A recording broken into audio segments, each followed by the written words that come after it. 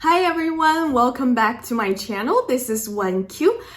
This is a very special video in honor of Women's History Month. I would like to make a special video talking about advice for young women, but all genders welcome. I do believe that a lot of these advice can be applied to everyone. These are some of the advice that I summarized. They have helped me over the years. Some of them I learned from really hard lessons, and hopefully it can be helpful to you too, and we can empower other women together with these advice and wisdom. Number one advice that I have to prioritize is take care of your own health. When we're young, we take health for granted and we think of health in a very superficial way. For example, when I was younger than I am now, I tend to associate health with, body weight, body shape, your skin, how it looks on the outside. So I tend to overlook a lot of the other aspects of health. But now I think I understand that there are different layers and dimensions of health, such as physical health, mental health, and for my fellow girl bosses, your women's health. So physical health includes so many things: your joint, your digestion, your skin, your body, your hair, and basically every aspect of your physical body, right? And this is fine because we know like when we're getting sick and we know how to take care of ourselves. And second is mental health. This tend to be overlooked in almost all societies, but especially in Eastern Asia.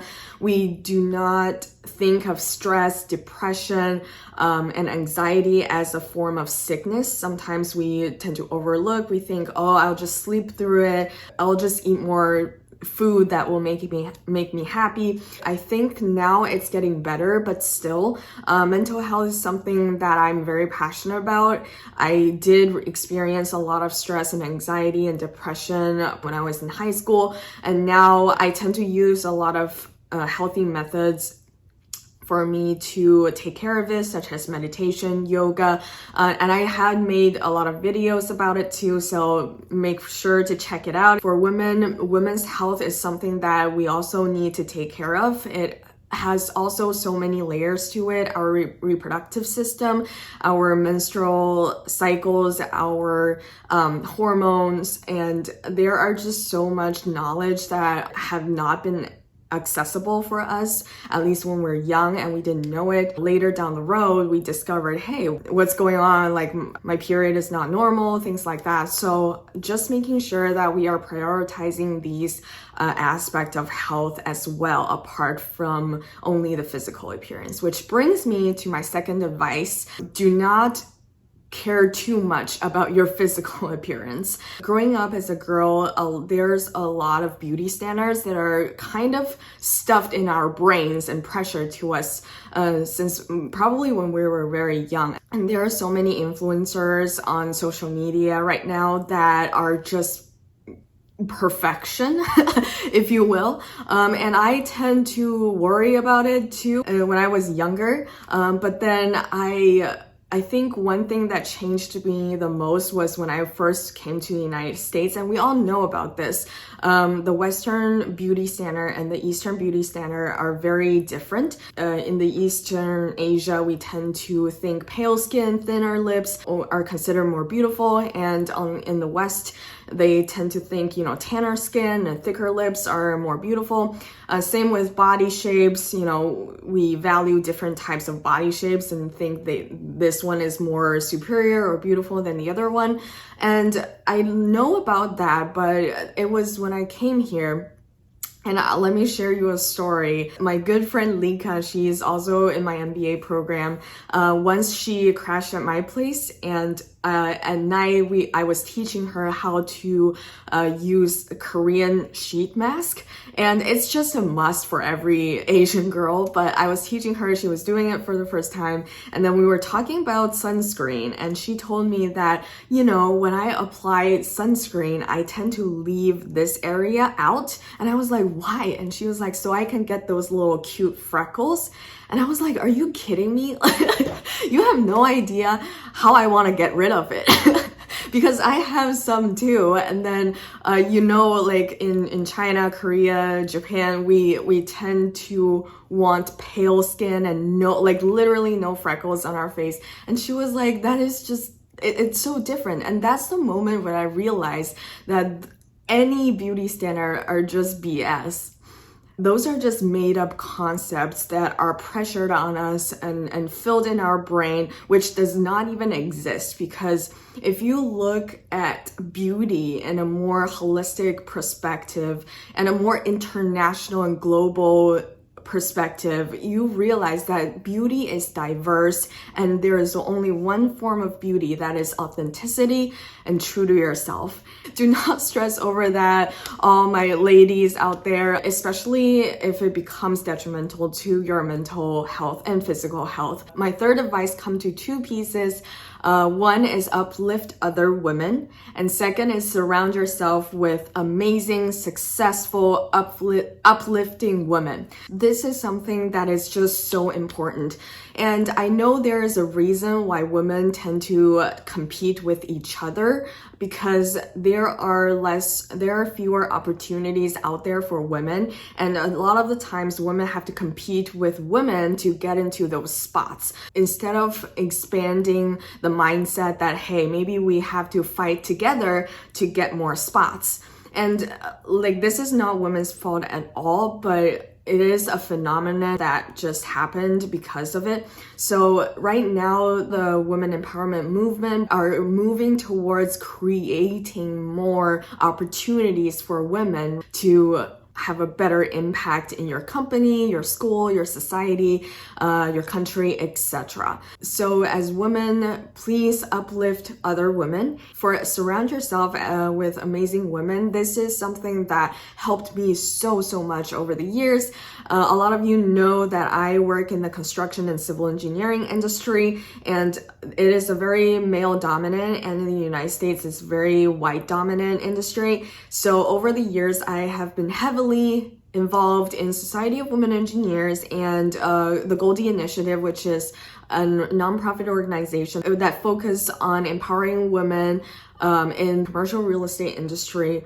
So I have been in touch with so many mentors. I enjoy networking with amazing executive leadership who are women. I enjoy talking with, female project engineers and, senior management, and they have been more than supportive. There are so many things that only women understand when they're, for example, in a construction site, and they need a way to express, and they also need someone to listen to their problems and could provide the effective and efficient solution to those problems that are very unique to women. So it's just been an amazing journey with all those women, and I do encourage you to get involved in those organizations as well and pass along the spirit of uplifting other women. For advice, never ever underestimate your worth and your potential.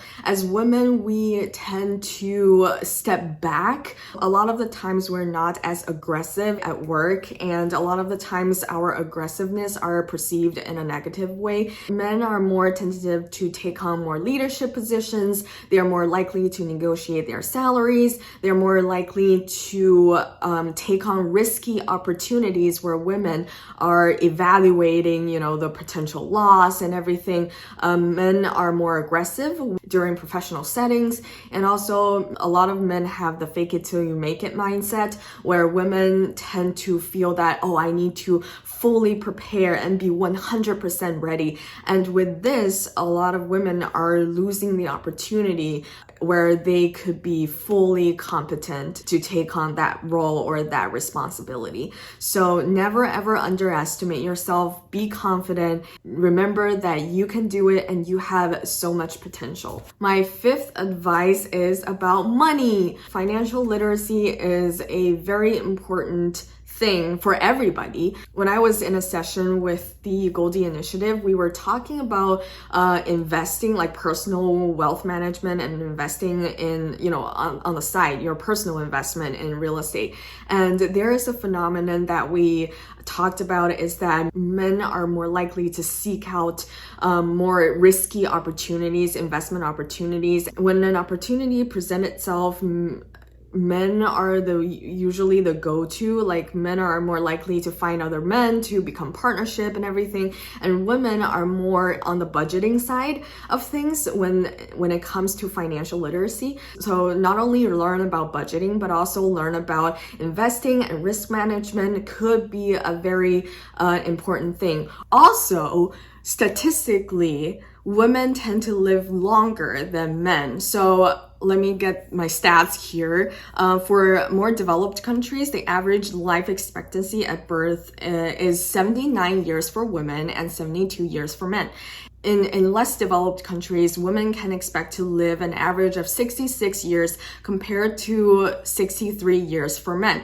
So because we live longer, we have to spend more money. However, because of the gender pay gap, so statistically, as of 2021 in the United States, average women's earning is at about 80% of the average men's. So this does not make sense. That means we have to be smarter with money, and we have to budget more after for our retirement because we live longer.